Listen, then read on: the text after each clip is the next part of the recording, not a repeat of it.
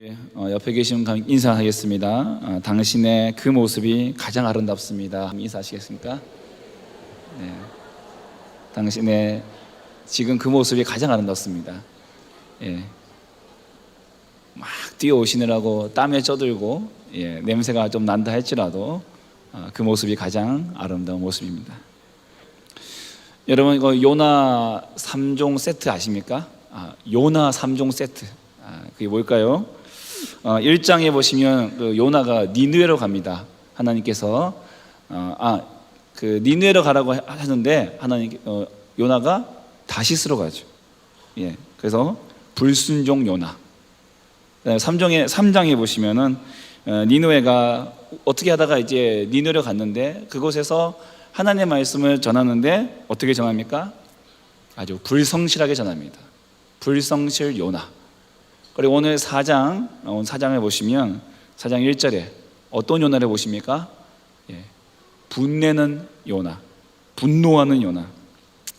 그래서 저는 불성실, 그다음에 불순종, 그리고 분노, 이것이 요나 3종 세트가 아닌가 제 생각을 한번 나눠봅니다.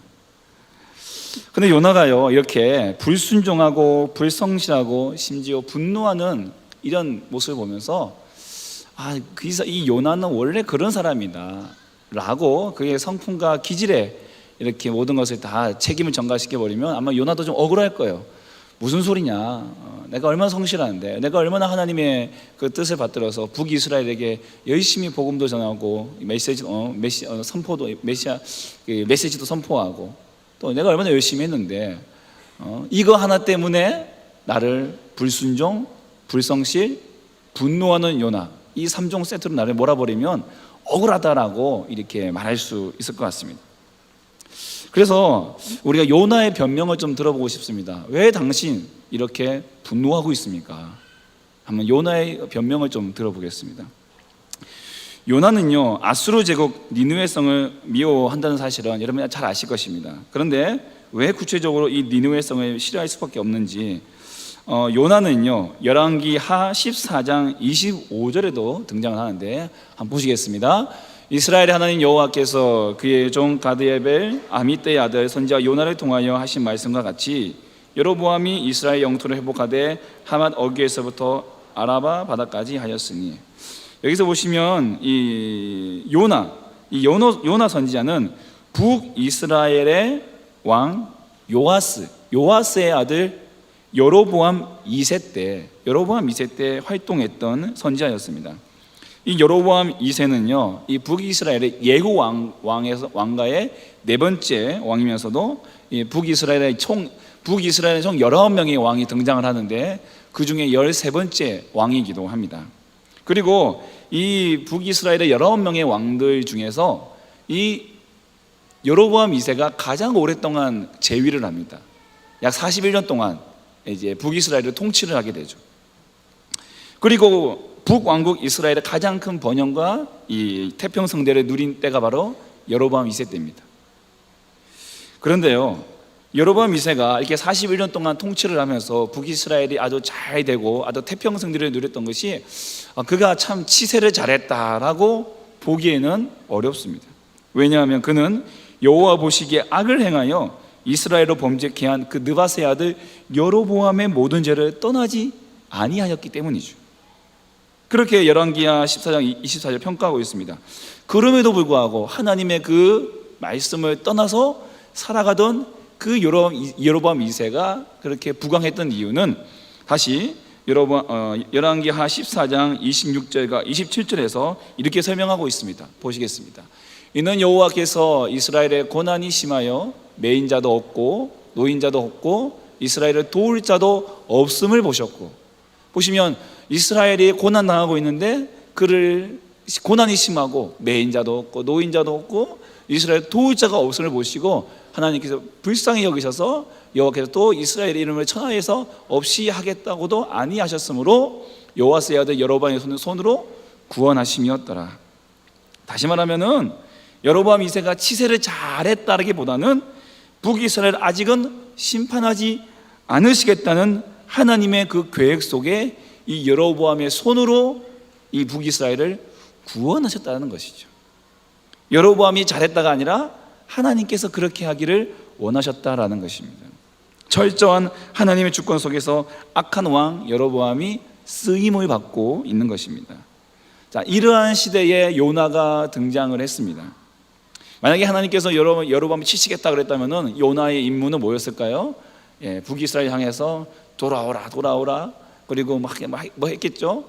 하지만은 북이스라엘에서 요나는 이 하나님께서 여로보암을 통해서 북이스라엘을 세우시겠다, 그들을 다시 돌보시겠다 하셨기 때문에 어떤 복을 이겼습니까? 걱정하지 마라, 하나님이 도와주실 것이다, 하나님이 너희를 살려주실 것이다, 너희를 주변국으로부터 보호해주실 것이다, 이러한 예언을 했을 것이고, 그 예언이 성취가 되었으니까 여로보암 2세가 41년 동안 태평성대를 누리며 나라를 통치할 수 있었겠죠. 다시 말하면 요나 선지자는 북이스라엘에서 이 자신의 사역뿐만 아니라 이 자신의 그 조국에 대한 애착심도 강할 뿐만 아니라 하나님께서 자기에게 주신 그 메시지를 전했을 때 그것이 그대로 북이스라엘에서 이루어진 것을 보면서 그 자신만의 굉장히 프라이드가 있었을 것입니다. 그리고 이스라엘을 괴롭히던 적들을 자기가 예언한 대로 여로보암 2세가 물리치면서 이렇게 그 북이스라엘을 확장시켜 나갔으니 그 옆에서 지켜보던 선지자로서는 얼마나 뿌듯하겠습니까? 그런데 아이러니한 일이 일어났습니다. 왜냐하면 어제까지 우리 북이스라엘을 치지 못할 것이다, 우리 북이스라엘을 넘보지 못할 것이다, 우리 북이스라엘을 건드리던 그들은 망할 것이라고 얘기했던 그 북이스라엘의 부흥과 회복을 위해서 반드시 제거해야 될 이방나라 아수르 니느웨로 하나님께서 그를 부르셨다는 것입니다. 그리고는 그들에게 가서 복음을 전하고 회개를 전하고 그들을 회복시키라고 하나님께서 부르셨다는 거예요. 어제의 원수였는데 오늘은 안아야 될, 사랑해야 될 대상이 되어버리고 만 것입니다. 여러분, 요나 선지자는요 굉장히 민족주의자입니다. 1장부터 그가 보여준 행동을 보시면 그는 굉장히 민족주의자입니다.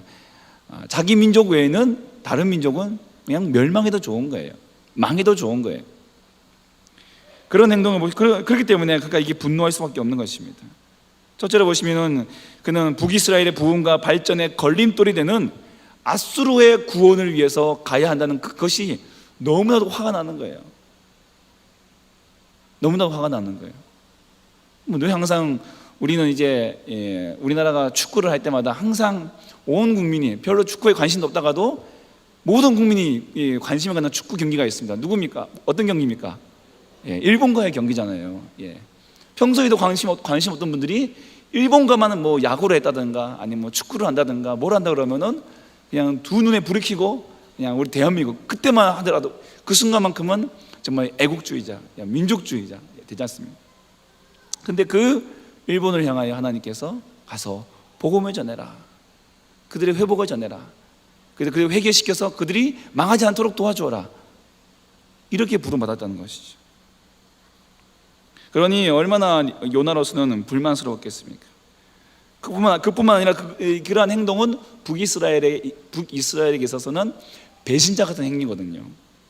그러니 차라리 날 죽여주십시오, 어쩌면 이 말이 또 나은지도 모릅니다. 그리고 두 번째로는 그가 북이스라엘에서 말한 예언들이 거짓이 되어버리고 말았다는 것입니다.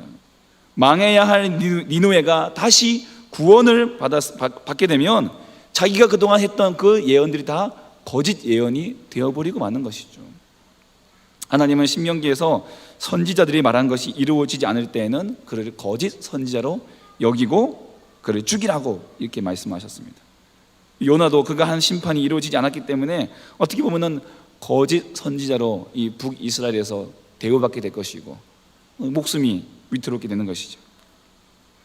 또 세 번째는 개인적인 신상의 변화가 있습니다. 어제까지만 하더라도 이스라엘의 부흥을 예언하며 이루는 그가 예언했던 것들이 이루어지면서 그는 굉장히 인기 있는 이제 선지자가 되었습니다. 그런데 이제 반대가 되었죠. 적국의 멸망을 예언하던 그가 이거 이루어지지 않고 도리어 적국이 살게 됩니다. 자신의 모든 그동안 쌓아놨던 이 인기들이 다 물거품 돼 버리는 거예요. 다 사라져 버리는 거예요. 사람들의 눈치를 볼 수밖에 없는 것입니다.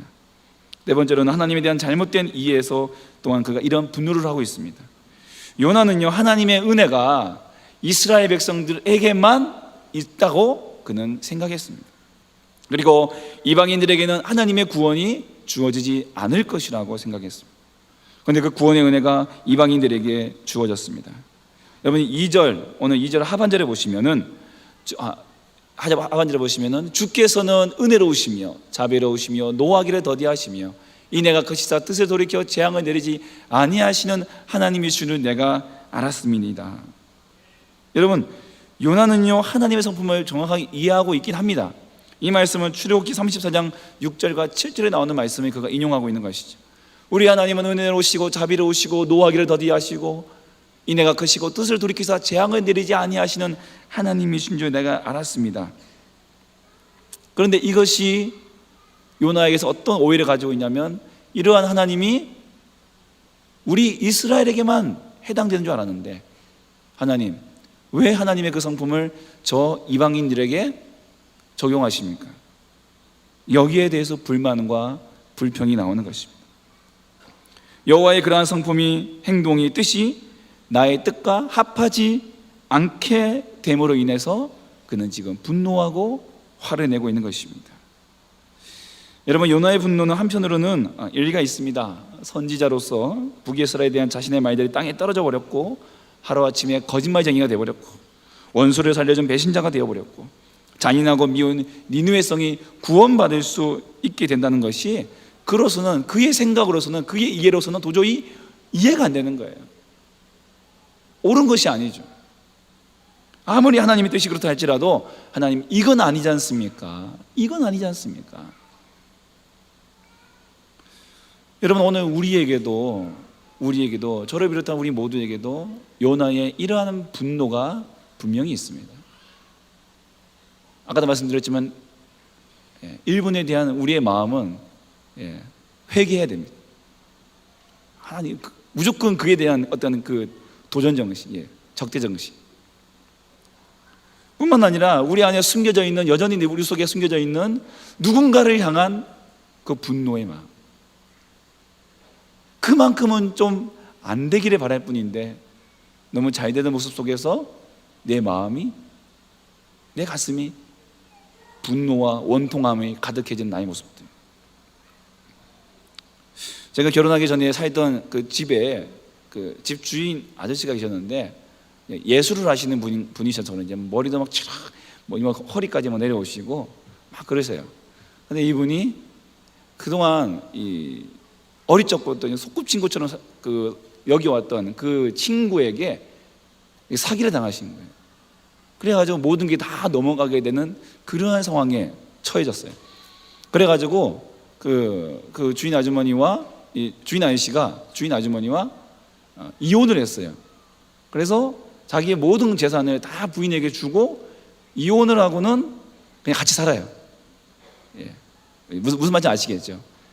싫어서 이혼한 게 아니고, 자기가 그냥 그대로 있으면은 재산이 다 압류될 수 있으니까 이혼을 해버린 거예요. 남남이 돼버린 거예요. 그리고는 같이 살아요. 그러시고는 이분이 매일 소주병을 들고 다니시면서 그냥 고주망태가 되어서 코가 빨갛게 될 정도로 술 마시면서 그렇게 생활하시는 거예요.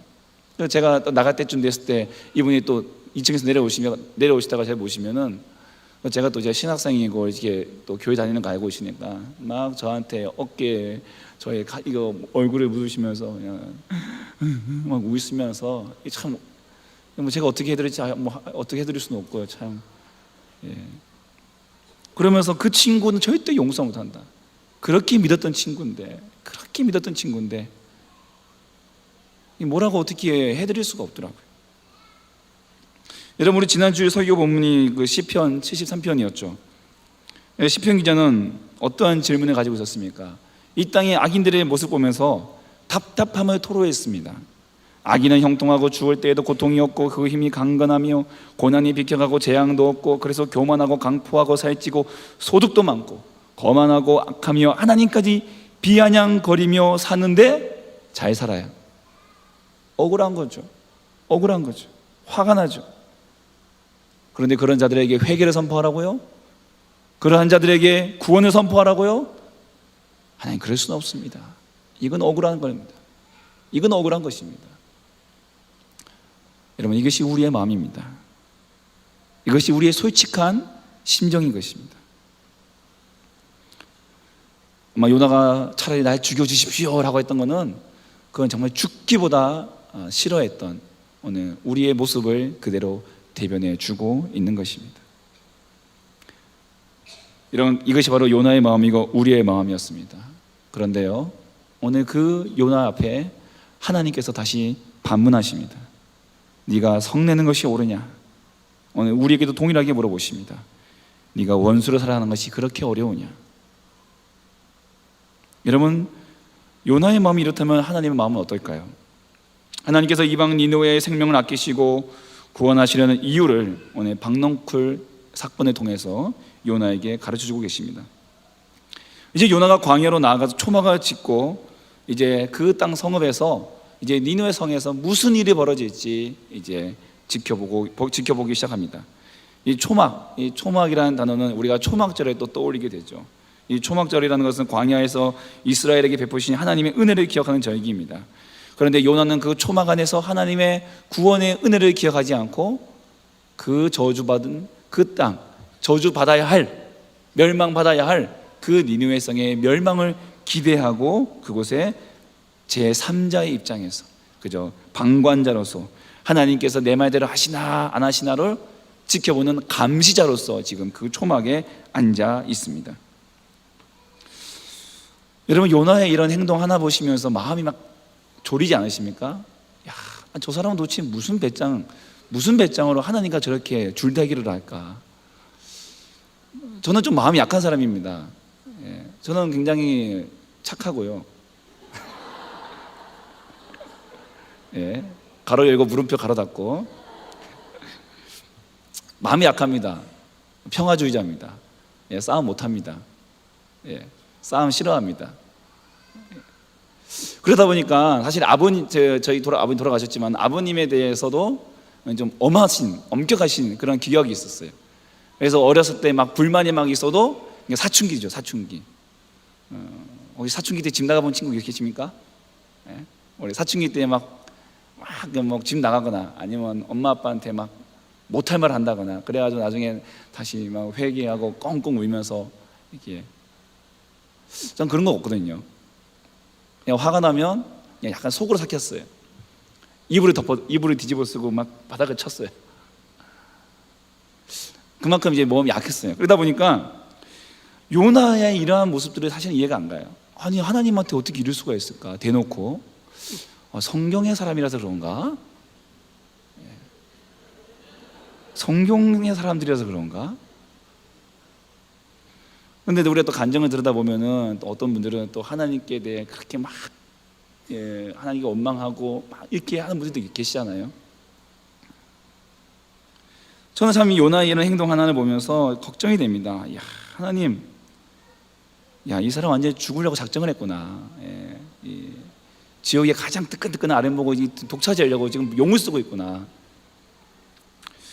그런데요, 하나님께서는 그런 요나를 정말 놀라운 모습으로 대하고 계십니다.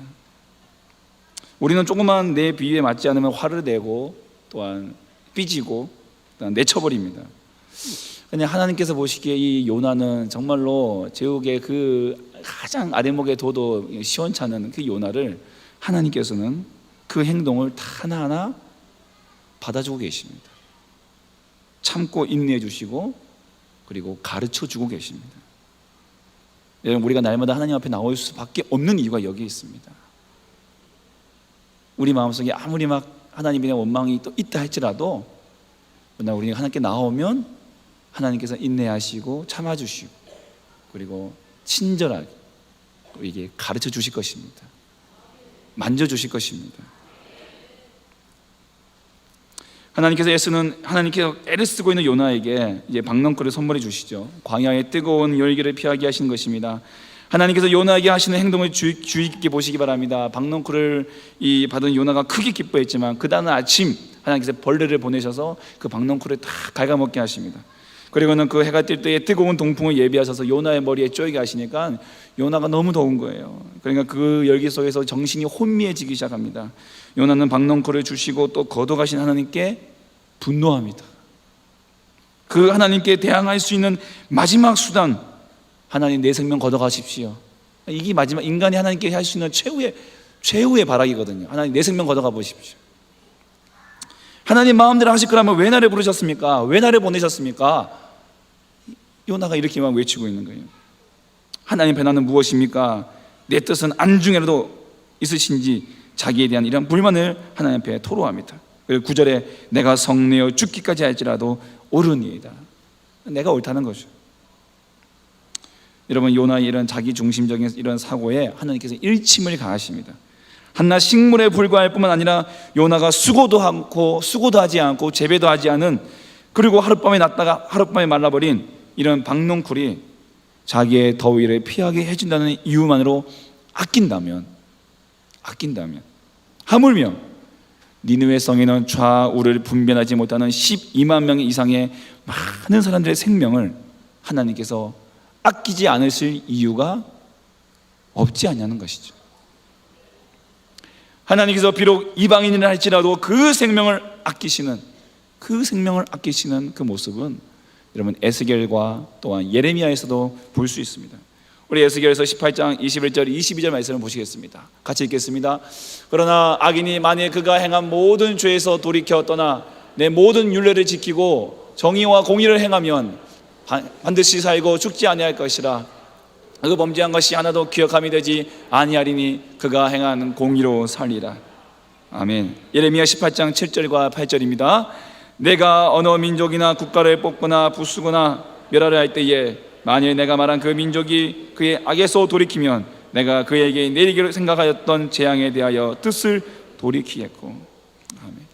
아멘. 여러분, 이스라엘 사람들이요 대속죄일에 이 요나서를 읽을 때는 이렇게 대답을 한다고 합니다. 맞습니다. 우리는 요나와 같습니다. 맞습니다. 우리는 요나와 같습니다. 무슨 말입니까? 우리는 요나와 같이 하나님을 거역하고 계속하여 이웃을 사랑하지 못하지만 하나님의 사랑은 우리의 옹졸한 마음과 같지 않습니다. 하나님께서는 불순종한 요나를 버리지 않으시고 끝까지 붙들으셔서 하나님의 사람으로 만들어 주셨을 뿐만 아니라 또 잔인한 아수리인들에게 회개할 기회를 베풀어 주셨습니다. 그 하나님을 찬양합니다. 그 하나님께 영광을 돌립니다. 이것이 바로 그들의 고백인 것입니다. 여러분 집에 화초를 키운다거나 금붕어를 키운다거나 개나 고양이를 키운다고 하실 때 누군가 정말 그 작은 생물과 미물도 내가 애지중지 사랑할 때 누군가가 와가지고 거기서 짓밟아버리고 누군가가 가서 죽이고 빼앗아 간다면 얼마나 화가 날까요? 여러분, 우리가 무한한 포기 물고기 몇 마리도 이렇게 애지중지 하는데 하나님께서 12만 명 그 이상 되는 그 땅에 있는 그 성에 있는 백성들, 그리고 수많은 육축들 하나님께서 아끼시는 것이 합당치 않냐는 것이죠. 비교할 수 없는 일인 것입니다. 하나님께서는 불순종한 우리들을 용서해 주시고 독생자 외아들 예수 그리스도의 생명을 들여서 우리를 구원해 주셨습니다. 요나에게 말씀하시는 이 말씀은 바로 우리를 향한 말씀입니다. 요나가 죽이라고 했던 그 이방인들은 바로 우리였습니다. 요나 말대로 했다면 우리 모두는 다 죽었지만 하나님께서 우리를 살려주셨습니다. 우리의 생명을 구원해 주셨습니다. 그래서 예수 그리스도를 우리에게 보내주신 것입니다. 하늘 영광 버리고 이 땅에 오신 예수 그리스도께서 요나와 같은 유대인들의 편견을 깨고 온 세상에 구원의 은혜를 베푸시기 위해 십자가를 지신 것입니다. 내가 어찌 아끼지 아니하겠느냐? 내가 어찌 아끼지 아니하겠느냐? 요나서 마지막 절에 담긴 이 하나님 말씀이 결국 우리의 무릎을 하나님 앞에 꿇게 만드는 것입니다. 여러분, 이제 그러한 은혜를 받는 우리에게 하나님께서 그 원수들을 향하여, 우리의 원수를 향하여 가서 내가 너를 용서하였으니 너희도 그들을 용서하고 내가 너를 살렸으니 너희도 그들을 향하여 살리라라고 말씀하십니다. 그러나 여전히 우리의 마음에는 이 말씀에 거역하고 싶은 마음이 있습니다. 하나님 못하겠습니다. 도저히 그 왼수한테는 주님, 지옥의 끝자락이 그에게는 가장 딱 좋은 자리입니다. 도저히 못하겠습니다. 이런 마음이 분명히 우리에게 있을 것입니다. 하지만 하나님께서 그렇게 하는 것이 합당하다고 말씀하셨고, 또한 하나님께서 그 모습을 우리에게 보여주셨습니다. 이 말씀을 지켜낸 귀한 목사님 한 분 계십니다. 바로 손양원 목사님이십니다. 두 아들의 공산당 그 아들의 친구, 그 아들의 친구의 그 공산당 손에 의해서 두 아들을 먼저 하늘로 이민 보낸 그 목사님께서 그 장례식장에서 9가지의 감사의 기도를 드렸을 때에 7번째 감사, 그 감사가 우리의 눈에 유독 띕니다.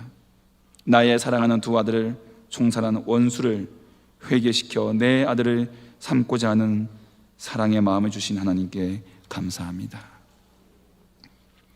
사랑하는 여러분, 요나 선지자에게는 없었고 하나님에게 있었던 이 마음, 한 영혼을 사랑하는 이 마음이 오늘 우리에게 있기를 간절히 소망합니다. 한 영혼을 사랑하는 마음, 원수도 사랑하는 마음, 그를 위하여 내 목숨까지도 내어놓을 수 있는 그 아버지의 마음이 오늘 저와 여러분의 마음 되기를 간절히 축복합니다. 사랑하되 끝까지 사랑하시고 또한 전하되 끝까지 전하는 저와 여러분 되기를 간절히 소망합니다.